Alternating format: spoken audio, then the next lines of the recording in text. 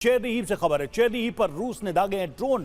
जोरदार धमाकों से दहला यूक्रेन। तो रूस के लगातार हमले जारी हैं और ड्रोन के जरिए भी रूस यूक्रेन को टारगेट कर रहा है। चेरनीहिव पर रूस ने कई ड्रोन्स दागे। जोरदार धमाका।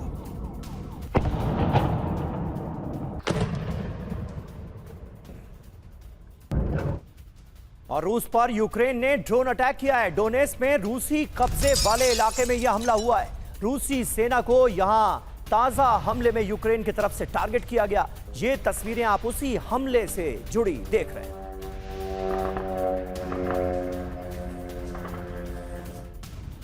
और देखिए, कीव पर किसी भी वक्त भीषण हमले हो सकते हैं। कौन कह रहा है? रूस के सांसद आंद्रेई कार्पोपोलोव ने यह जानकारी दी है। यह दावा किया है रूसी फौज के टारगेट पर यूक्रेनी सेना। लुहांस्क हमले का बदला लेगा रूस।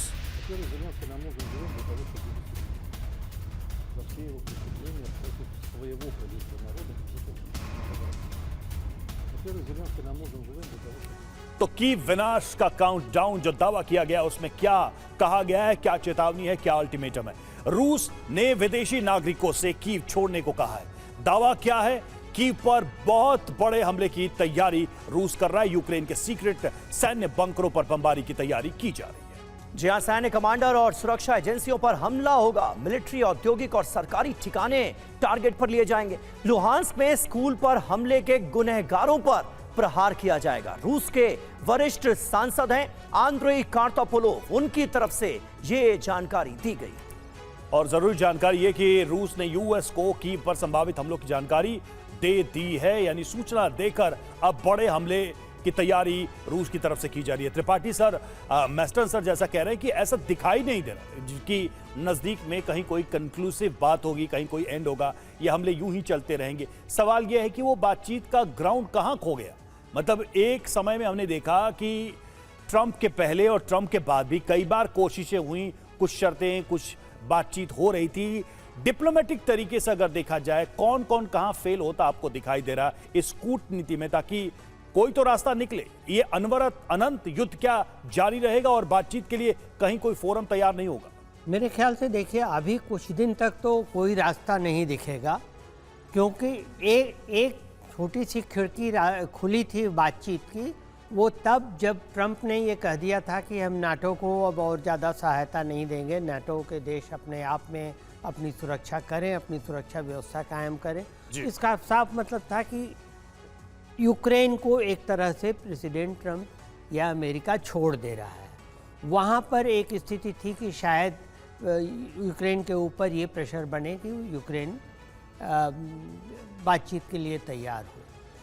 रूस का जहाँ तक सवाल है, रूस ने अपने ऑब्जेक्टिव्स ऑलमोस्ट अचीव कर लिए हैं, लेकिन अब उसके बाद अगर उसके पास उसके ऊपर हमला होता तो वो करेगा। हाँ, एक चीज़ अभी ये हो सकती है कि अगर ईरान में कुछ हो जाए तो शायद ट्रंप इस ओर ध्यान दें और कहें कि भाई, जैसा कि उनका ट्रेडमार्क वो है कि पुतिन हमारे बहुत बड़े दोस्त हैं, पुतिन बहुत महान हैं, ये सब करने की कोशिश करें कि कुछ वहाँ भी समझौता हो जाए। लेकिन फ़िलहाल इसमें कुछ हो नहीं रहा, बल्कि उल्टे इसकी इंटेंसिटी युद्ध की बढ़ रही है। आपने देखा कि रूस ने एडमिट किया है कि कल उसने हाइपरसोनिक विमान से कीव पे हमले किए थे।